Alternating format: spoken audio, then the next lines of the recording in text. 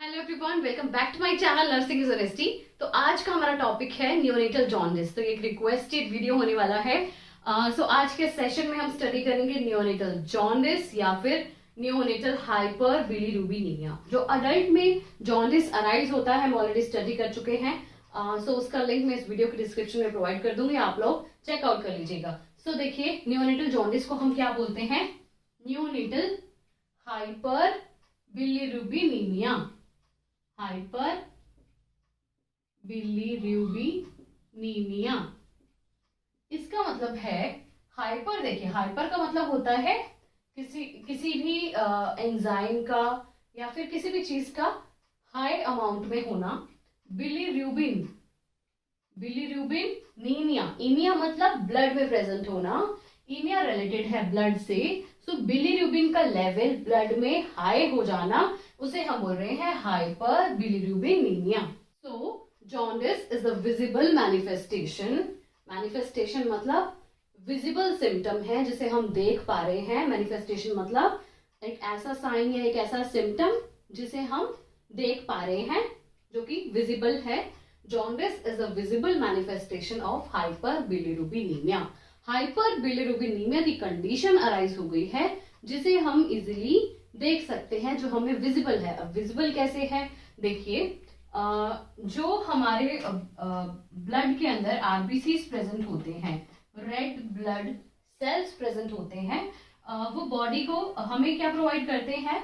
Haemoglobin देते हैं। Haemoglobin से क्या होता है ना, हमें पिंकिश कलर मिल पाता है। हीमोग्लोबिन जो हमारे ब्लड में प्रेजेंट होता है उससे हमें पिंकिश कलर मिल पाता है। अब बिलीरुबिन का जो कलर होता है वो येलो होता है। बिलीरुबिन का जो कलर होता है वो येलो होता है। अब अगर बिलीरुबिन का लेवल बॉडी में हाई हो जाएगा तो क्या होगा? जो येलो जो ये येलोइश पिगमेंट है, इसका लेवल हाई हो रहा है तो हमें येलो कलर विजिबल होगा। जैसे कि जो स्क्लेरा होती है, आईज में जो स्क्लेरा प्रेजेंट है वहां पर येलोइश डिस्कलरेशन हो जाएगी। एंड जो हमारी म्यूकस मेम्ब्रेन्स होती हैं वो भी कैसे हो जाएंगी? येलो हो जाएगी। एंड सबसे पहले जैसे यहाँ पे देख सकते हो फेस पर, सबसे पहले जो फेस है वो हमें येलोइश दिखने लग जाएगा बिकॉज ऑफ म्यूकस मेम्ब्रेन। अगर म्यूकस मेम्ब्रेन येलो हो गई है तो पूरी बॉडी हमें किस तरीके से दिखाई देगी? येलोइश दिखाई देगी, क्योंकि बिलीरुबिन का जो लेवल है वो हाई हो गया है बॉडी में, ब्लड में। हाइपर बिलीरुबिनीमिया, ब्लड के अंदर आरबीसीज का लेवल जो है वो कम हो गया है, बिलीरुबिन का लेवल हाई हो गया है। तो ये जो पिंकिश कलर हमें दिख रहा था ये ना दिखाई दे करके हमें येलोइश कलर दिखाई देगा। ठीक है, अब जैसे ही हमें येलो कलर की जो पिगमेंटेशन दिखाई देगी, डिस्कलरेशन दिखाई देगी, उसे हम बोल सकते हैं कि पेशेंट को क्या हो गया है? एक नियोनेट को क्या हो गया है? जॉन्डिस हो गया है, जिसे हम इक्टेरस भी बोलते हैं।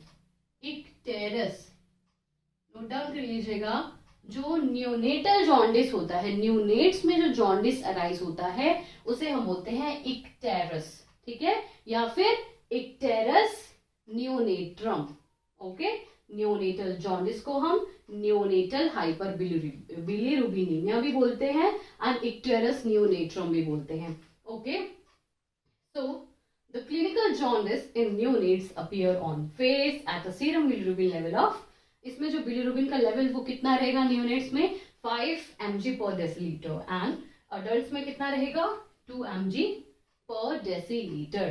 ठीक है, एवरेज है ये। नेक्स्ट है the yellowish discolouration is first seen on face, tip of nose and in neonates. तो येलो जो डिस्कलरेशन मैंने आपको बताया, सबसे पहले कहाँ हमें देखने को मिलेगी? फेस पर। आफ्टर दैट जो नोज की टिप होती है, ठीक है, वहां पर हमें देखने को मिलेगी। सो अभी हमने ये स्टडी किया कि बिलीरुबिन का लेवल हाई हो जाएगा, आरबीसी का लेवल लो हो जाएगा। आरबीसी का लेवल अगर डाउन हो जाता है, आरबीसी डिस्ट्रॉय हो जाते हैं, तो बिलीरुबिन का लेवल क्यों बढ़ जाता है? वो इसलिए क्योंकि जब भी आरबीसी हमारे डिस्ट्रॉय होते हैं तो उनका जो एंड प्रोडक्ट बचता है ना, डिस्ट्रॉय होने के बाद जो एंड प्रोडक्ट बचता है वो बिलीरुबिन होता है। कौन सा होता है? बिलीरुबिन होता है। तो जितने भी आरबीसी अगर डिस्ट्रॉय होते जाएंगे तो बिलीरुबिन बनता जाएगा, बिलीरुबिन की फॉर्मेशन होती जाएगी। तो फॉर्मेशन होती जाएगी तो इसका लेवल भी बॉडी में, ब्लड में इंक्रीज होता जाएगा। सो सबसे पहले हम ये जानेंगे कि एक प्री टर्म बेबी में और एक टर्म बेबी में क्या डिफरेंस होता है जॉन्डिस अराइज होने का। सो देखिए 60% चांसेस रहते हैं कि टर्म न्यूनेट में जॉन्डिस अराइज हो। एक टर्म न्यूनेट, टर्म का मतलब होता है जो अपने गेस्टेशनल एज के अकॉर्डिंग, गेस्टेशनल पीरियड के अकॉर्डिंग डिलीवर हुआ है, जिसका गेस्टेशनल पीरियड कंप्लीट हो गया था, 37 वीक्स पे बेबी डिलीवर हुआ है, उसे हम टर्म न्यूनेट मानते हैं एंड ये फुली मैच्योर न्यूनेट है। तो इसमें 60% चांसेस रहते हैं कि जॉन्डिस अराइज हो एंड 80% चांसेस रहते हैं प्री टर्म न्यूनेट में जॉन्डिस अराइज होने के। ऐसा क्यों है? प्री टर्म न्यूनेट और टर्म न्यूनेट में बहुत ज्यादा डिफरेंस रहता है। प्री टर्म न्यूनेट क्यों हुआ, मतलब टाइम से, समय से पहले न्यूनेट डिलीवर क्यों हुआ, इसमें बहुत से चांसेस हैं। अब इस बेबी में क्या होगा, इसका इम्यून सिस्टम स्ट्रॉन्ग है। प्री टर्म न्यूनेट का जो इम्यून सिस्टम है वो इतना स्ट्रॉन्ग नहीं है compare to the term neonate, है ना। एंड इसके बहुत से कॉजेज हो सकते हैं। पहले डिलीवरी क्यों हुई, हो सकता है हैमरेज हो गई हो, या फिर RH इनकम्पैटिबिलिटी प्रेजेंट हो, जिसमें मदर का जो मदर में जो RH एंटीजन, D एंटीजन होता है वो प्रेजेंट नहीं हो एंड फीटस में प्रेजेंट हो, मतलब मदर जो है वो RH नेगेटिव हो, फीटस RH पॉजिटिव हो। इस केस में हो जाएगा RH इनकम्पैटिबिलिटी, उससे भी प्रीटर्म डिलीवरी हो सकती है, हमें करनी पड़ेगी, हमें सी सेक्शन करना पड़ेगा, ठीक है। सो 80% चांसेस ये रहते हैं कि प्री टर्म न्यूनेट में जॉन्डिस अराइज हो। जैसे मैंने बताया RH इनकम्पैटिबिलिटी रहेगी तो फीटस के जितने भी रेड ब्लड सेल्स हैं वो डिस्ट्रॉय होते जा रहे हैं, उस केस में डिस्ट्रॉय होते जाएंगे तो बिलिरुबिन का लेवल हाई चला जाएगा, बिलिरुबिन का लेवल हाई चला जाएगा तो जॉन्डिस अराइज होगा, ठीक है। फर्दर हम ये फैक्टर स्टडी करेंगे। So basically it is divided into 2 types, ठीक है। फर्स्ट है physiological jaundice, physiological jaundice, and the second one is pathological jaundice, pathological jaundice, okay। देखिए pathological jaundice and physiological jaundice में डिफरेंस क्या है। पैथोलॉजिकल जॉन्डिस जो होता है वो विद इन 24 आवर्स हमें देखने को मिलता है, विद इन 24 आवर्स, एंड जो फिजियोलॉजिकल जॉन्डिस है हमें आफ्टर 20 आवर्स देखने को मिलेगा। अगर एक न्यूनेट में विद इन 24 आवर्स, जैसे ही बेबी डिलीवर हुआ उसके 24 घंटे में अगर जॉन्डिस अराइज हो जाता है, हमें विजिबल हो जाता है येलोइश डिस्कलरेशन एंड हम डायग्नोज भी कर चुके हैं कि वो जॉन्डिस है, तो हम क्या करते हैं, उसे पैथोलॉजिकल जॉन्डिस का नाम देते हैं। अगर 24 आवर्स के बाद जॉन्डिस अराइज होता है तो उसे हम फिजियोलॉजिकल जॉन्डिस का नाम देते हैं, ठीक है। इतना क्लियर हो गया है। अब इन दोनों ही जॉन्डिस के कॉजेस क्या हैं, इटियोलॉजिकल फैक्टर्स क्या हैं, इन्हें हम फर्दर इस वीडियो में स्टडी करने वाले हैं, इस सेशन में आज हम स्टडी करने वाले हैं। तो सबसे पहले हम देखते हैं फिजियोलॉजिकल जॉन्डिस। एंड जैसे मैंने आपको मेन रीजन बताया बिलिरुबिन लेवल हाई होने का, जो कि बिलिरुबिन होता है आरबीसी डिस्ट्रक्शन हो जाते हैं, डिस्ट्रॉय हो जाते हैं, उनका एंड प्रोडक्ट होता है। तो मेन जो मुद्दा है यहाँ पर, जो मेन बात यहाँ पर है, जो मेन कॉज है वो है डिस्ट्रक्शन ऑफ आरबीसी, जिन्हें हम बोलते हैं हीमोलाइसिस। हीमोलाइसिस ही हो रहा है जिसकी वजह से बिलिरुबिन का लेवल हाई जा रहा है। अब ये हीमोलाइसिस फिजियोलॉजिकल जॉन्डिस में हीमोलाइसिस होने के क्या कारण है, पैथोलॉजिकल जॉन्डिस जिसे हम बोल रहे हैं वहां पर हीमोलाइसिस कैसे हो रहा है, तो वो हम देखेंगे। सबसे पहले देख रहे हैं फिजियोलॉजिकल जॉन्डिस। ये हम देख रहे हैं फिजियोलॉजिकल जॉन्डिस, नोट डाउन कर लीजिएगा। फिजियोलॉजिकल जॉन्डिस के कुछ कॉजेस। फिजियोलॉजिकल जॉन्डिस जो मैंने अभी आपको टाइप्स बताई थी, 2 फिजियोलॉजिकल और पैथोलॉजिकल। जो फिजियोलॉजिकल जॉन्डिस होता है वो कब अराइज होता है, 30 to 72 आवर्स के बीच में, जैसे ही बेबी डिलीवर हुआ आफ्टर दैट 30 से लेकर 72 आवर्स के बीच में ये जॉन्डिस अराइज हो सकता है। विद इन 24 आवर्स नहीं होगा, उसे हम बोलते हैं पैथोलॉजिकल जॉन्डिस। अब देखिए इसका कारण क्या है। There is elevation of unconjugated bilirubin, सबसे पहले देखते हैं अनकॉन्जुगेटेड बिलिरुबिन इसे क्यों बोला गया है। देखिए, what is the difference between unconjugated bilirubin and conjugated bilirubin. अगर बिलिरुबिन जो एक सब्सटेंस है, अगर वो ग्लूकुरोनिक एसिड के साथ में प्रेजेंट है, तब हम उसे बोलेंगे कॉन्जुगेटेड बिलिरुबिन। ठीक है, ग्लूकुरोनिक एसिड।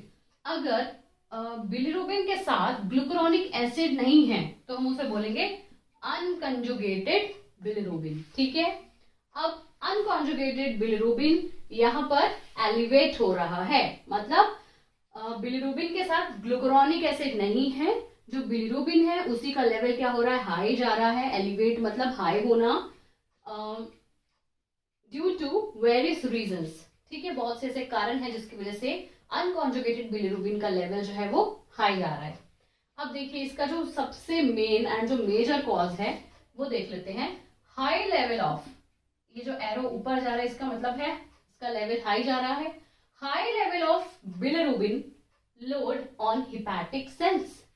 अब देखिए, हमारा लीवर क्या काम करता है, यहाँ पर बिलिरुबिन के साथ लीवर क्या करेगा।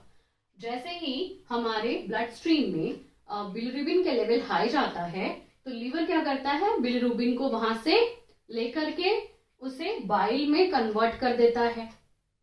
बिलिरुबिन को लेकर के बाइल में कन्वर्ट कर देता है। बाइल जूस आपने सुना होगा, जो लीवर जो है हमारा बाइल जूस बनाता है तो वो बिलिरुबिन की हेल्प से बनाता है, क्योंकि बिलिरुबिन को ही वो बाइल में कन्वर्ट कर देता है। ठीक है, बाइल बना देता है। बाइल स्टोर होता है हमारा गॉल ब्लैडर में, गॉल ब्लैडर में हमारा बाइल स्टोर होता है। एंड बाइल बनने तक से, बाइल स्टोर होने के प्रोसेस में जो बाइल जहां से ट्रांसफर होता है, एक डक्ट होती है, डक्ट के थ्रू ट्रांसफर होता है, उस डक्ट को हम बोलते हैं बाइल डक्ट। बाइल डक्ट के थ्रू क्या होगा, जो बिलिरुबिन हमारा बाइल बना है वो बाइल कहाँ चला जाएगा, गॉल ब्लैडर में हमारा स्टोर हो जाएगा।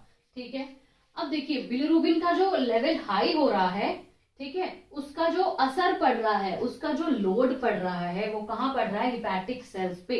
लीवर के जो सेल्स हैं उन पर प्रेशर ज्यादा पड़ रहा है, क्योंकि बिलिरुबिन हाई है। बिलिरुबिन हाई है तो उसे ज्यादा काम करना पड़ रहा है।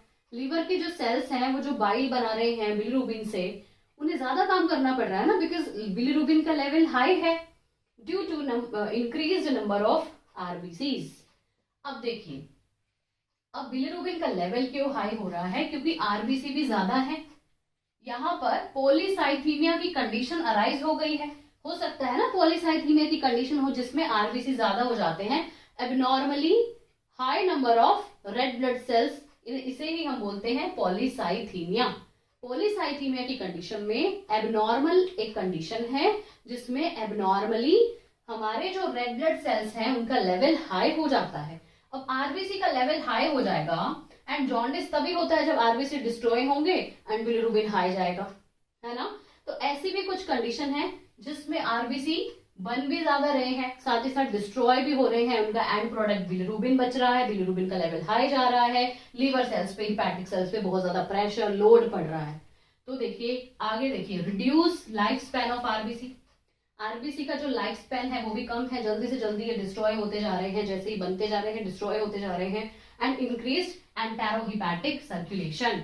एंटेरोहिपैटिक सर्कुलेशन कनेक्टेड है लोड ऑन हिपैटिक सेल से, increase load on hepatic cells. Hepatic cell पे जैसे ही लोड ज्यादा हो जाएगा तो क्या होगा, बिलिरुबिन से बाइल बनना स्टार्ट होगा, बाइल ट्रांसफर हो रहा है बाइल डक्ट के थ्रू गॉल ब्लैडर में वापस स्टोर हो रहा है, तो इस प्रोसेस को हम बोल रहे हैं एंटेरोहिपैटिक सर्कुलेशन। ठीक है, सो आई होप आपको ये पॉइंट क्लियर हो गया होगा। नेक्स्ट हम देखते हैं ऐसे कुछ केस में, वैसे तो ट्रीटमेंट की नीड नहीं होती है, सबसाइड हो जाती है, ये जो कंडीशन है वो ऑटोमेटिकली सबसाइड हो जाती है। इसमें हमें न्यूनेट को एक्सक्लूसिव ब्रेस्ट फीडिंग प्रोवाइड करानी है, एक्सक्लूसिव ब्रेस्ट फीडिंग प्रोवाइड करानी है। अभी मैंने आपको बताया था जो नॉर्मल लेवल रहता है सीरम बिलिरुबिन का, अगर जॉन्डिस हो गया है न्यूनेट में तो वो रहेगा 5 mg पर डेसीलीटर, बट अगर फिजियोलॉजिकल जॉन्डिस हो गया है तो लेवल इंक्रीज भी हो सकता है, इंक्रीज हो जाएगा और वो लेवल कितना हो जाएगा 15 mg/dL। बट एक बात ध्यान रखिएगा, 15 से ज्यादा सीरम बिलिरुबिन लेवल नहीं होता है फिजियोलॉजिकल जॉन्डिस में, ठीक है। एंड विद इन 24 आवर्स नहीं अराइज होता है, ये अराइज होता है 30 से लेकर 72 आवर्स के बीच में। सो आई होप आपको ये क्लियर हो गया होगा, दैट इज फिजियोलॉजिकल जॉन्डिस। अब हम देखते हैं पैथोलॉजिकल जॉन्डिस। सो अब हम देख रहे हैं पैथोलॉजिकल जॉन्डिस, जो कि विद इन 24 आवर्स अराइज हो जाता है, विद इन 24 आवर्स। जॉन्डिस अगर विद इन 24 आवर्स हमें विजिबल हो जाता है, येलोइश डिस्कलरेशन विजिबल हो जाती है एंड हम डायग्नोस कर चुके हैं कि ये जॉन्डिस है, तो उसे हम नाम देते हैं पैथोलॉजिकल जॉन्डिस। तो इसके कारण क्या हो सकते हैं, जैसे इसका नेम साउंड कर रहा है पैथोलॉजिकल, पैथोलॉजी वर्ड यहाँ से निकल कर आ रहा है, इट मीन्स के कुछ ऐसी डिजीज कंडीशन यहाँ प्रेजेंट है जिनकी वजह से आरबीसी की डिस्ट्रक्शन हो रही है। आरबीसी जो है वो डिस्ट्रॉय हो रहे हैं, क्योंकि बिलिरुबिन लेवल बढ़ने का मेन कारण यही है आरबीसी का डिस्ट्रॉय होना, क्योंकि आरबीसी का एंड प्रोडक्ट क्या होता है डिस्ट्रॉय होने के बाद बिलिरुबिन। तो बिलिरुबिन का लेवल हाई जब ही होगा जब आरबीसी डिस्ट्रॉय होने लग जाएंगे।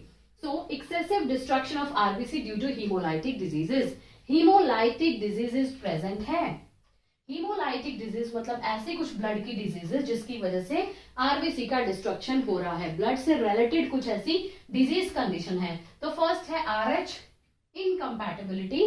प्रीवियस टू प्रीवियस वीडियो में हमने स्टडी किया था आरएच इनकम्पैटिबिलिटी या फिर एबीओ इनकम्पैटिबिलिटी। तो अगर आपने टॉपिक स्टडी नहीं किया है तो मैं वीडियो के डिस्क्रिप्शन बॉक्स में इसका लिंक प्रोवाइड कर दूंगी, आप लोग इजिली चेकआउट कर लीजिएगा। तो आरएच इनकम्पैटिबिलिटी में क्या होता है, मदर आरएच नेगेटिव रहती है, सुपरफिशियली बता रही हूँ। एंड जो ये भी बहुत ज्यादा इंपॉर्टेंट टॉपिक है, it's a very important topic, ठीक है। आपके एग्जाम पॉइंट ऑफ व्यू से, आपके प्रैक्टिकल पॉइंट ऑफ व्यू से, आपके competitive exams point of view से आरएच इनकम्पैटिबिलिटी का टॉपिक बहुत ज्यादा इंपॉर्टेंट है।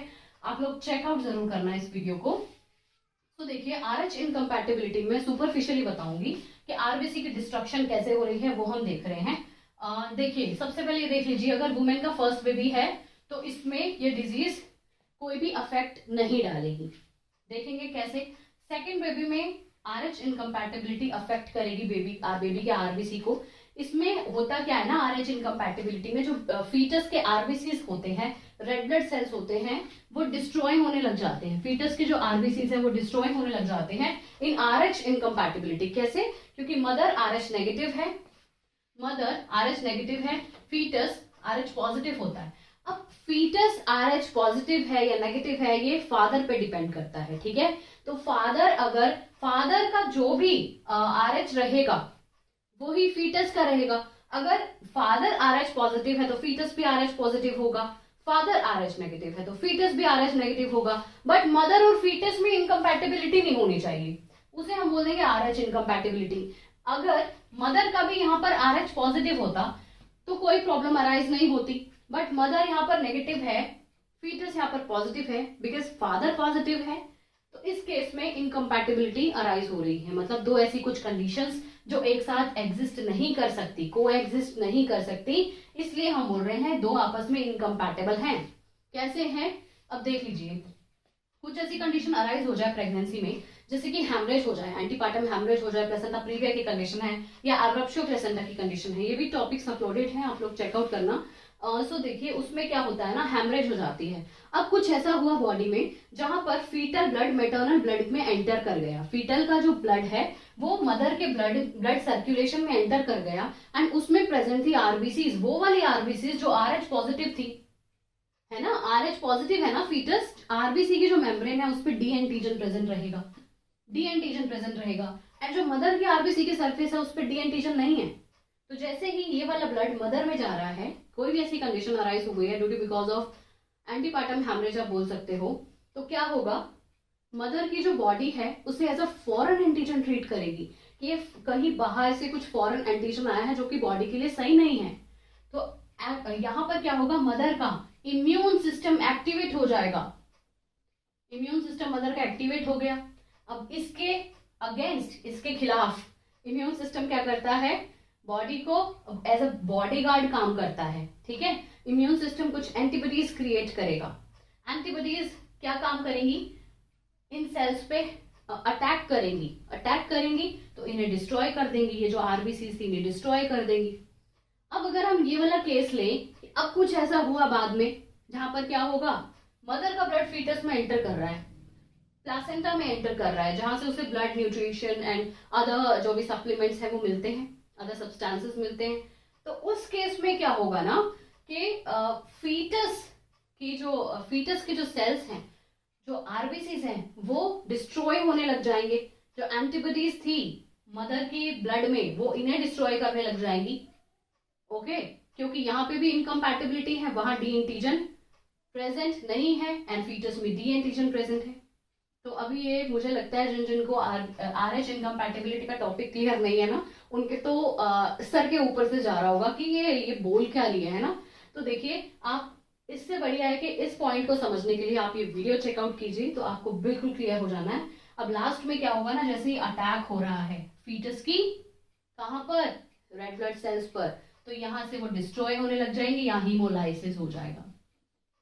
हीमोलाइसिस की कंडीशन अगर अराइज हो गई है तो प्री टर्म बेबी होने के चांसेस है, हमें सी सेक्शन करना होता है, ठीक है। सो हीमोलाइसिस की कंडीशन अराइज होगी, यहाँ पर आरबीसी का जो डिस्ट्रक्शन है, जो डिस्ट्रॉय हो रहे हैं वो बहुत ही फास्ट हो रहे हैं, बहुत ही क्विकली डिस्ट्रॉय हो रहे हैं, जिसकी वजह से सीरम बिलिरुबिन लेवल हाई चला जाएगा, ठीक है। ओके, सो ये तो पॉइंट था कि बिलिरुबिन लेवल हाई कैसे होगा, क्योंकि मेन मुद्दा ही वही है, क्योंकि बिलिरुबिन हाई होगा उसे हम बोल रहे हैं ना जॉन्डिस। नेक्स्ट है congenital spherocytosis. Congenital means by birth, birth से ही एक डिफेक्ट प्रेजेंट है जिसे बोल रहे हैं स्पेरोसाइटोसिस।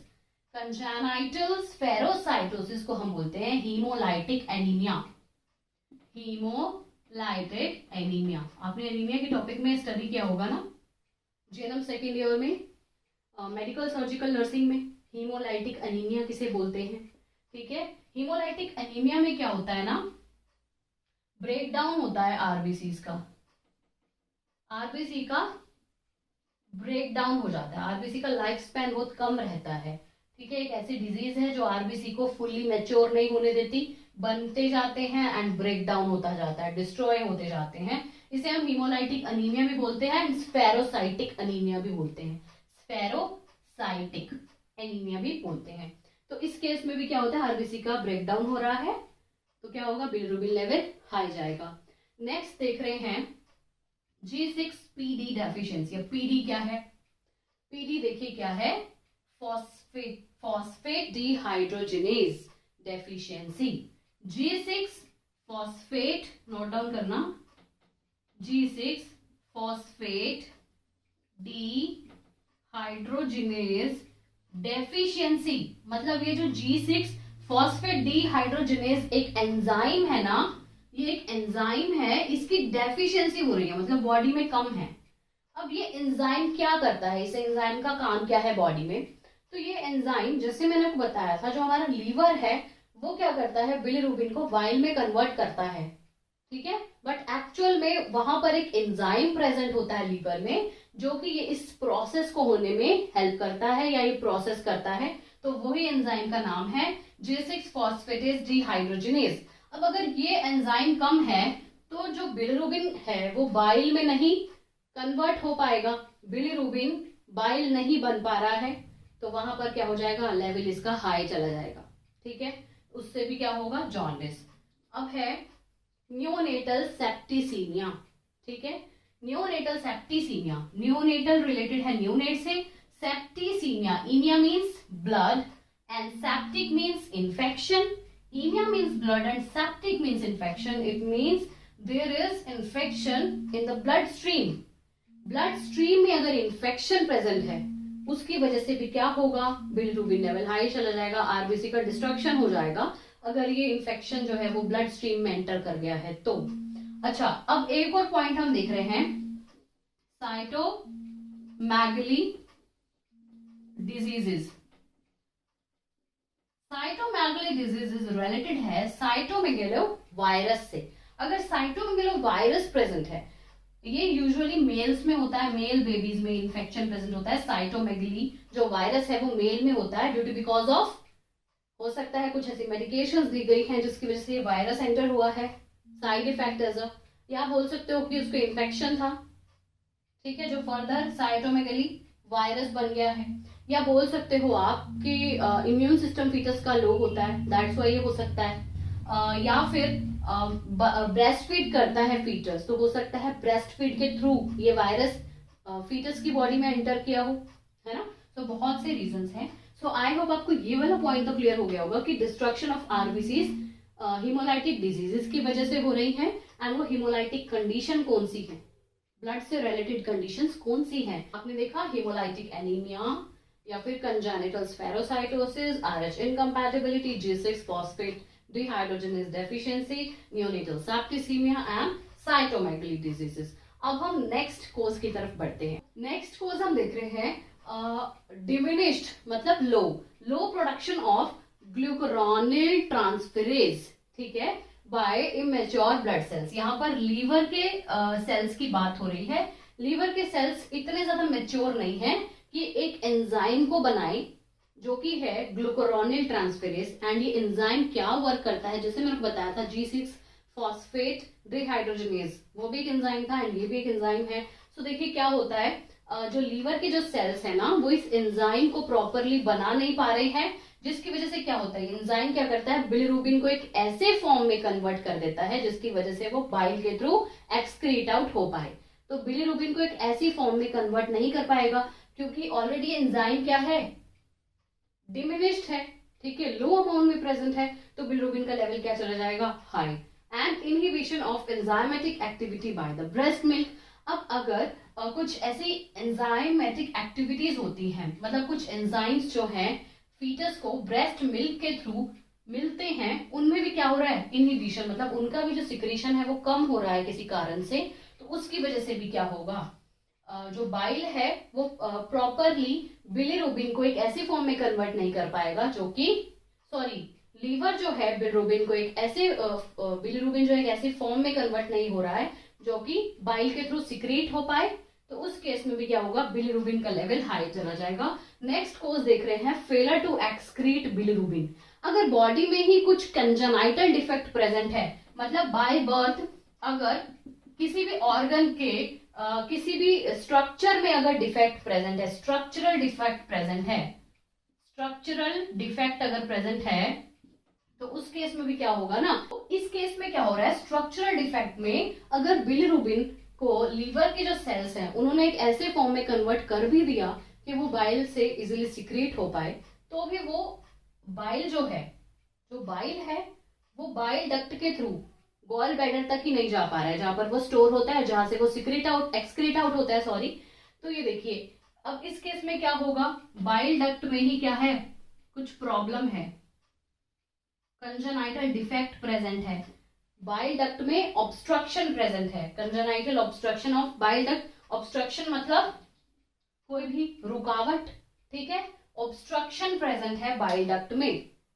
तो उस केस में क्या हो रहा है, एक प्रॉब्लम अराइज हो जाएगी। अब बाइल जो है ना लीवर से बाइल डक्ट के थ्रू होकर गॉल ब्लैडर तक ही नहीं जा पा रहा है, तो उस केस में भी क्या होगा, जॉन्डिस अराइज हो सकता है। ओके, ये जो पैथोलॉजिकल जॉन्डिस है विद इन 24 आवर्स अराइज होता है। एंड इसमें जो सीरम बिलिरुबिन लेवल है वो भी ज्यादा से ज्यादा कितना हो सकता है, 15 mg पर डेसीलीटर हो सकता है, इससे ज्यादा नहीं हो सकता है। इस केस में भी हमें एक्सक्लूसिव ब्रेस्ट फीडिंग प्रोवाइड करानी है। देखिए पैथोलॉजिकल कोजेज में एक और कोज है जो हम डायग्नोज करने से पहले अभी हम देख रहे हैं, वो है sequel of unconjugated bilirubin. Sequel of unconjugated bilirubin, spelling देख लीजिए, सीक्वल ऑफ अनकॉन्जुगेटेड बिलिरुबिन। इसमें क्या होता है ना, जो बिलिरुबिन का लेवल हाई हो गया है, अब वो ब्रेन सेल्स तक पहुंच गया, ठीक है, इतना ज्यादा बॉडी में उसका लेवल हाई हो गया कि वो फीटस के ब्रेन तक पहुंच गया है, ब्रेन सेल्स को वहां पर डैमेज करना स्टार्ट कर देगा, जिससे क्या होगा, न्यूरोलॉजिकल डिसफंक्शन, न्यूरोलॉजिकल डिसफंक्शन, ठीक है।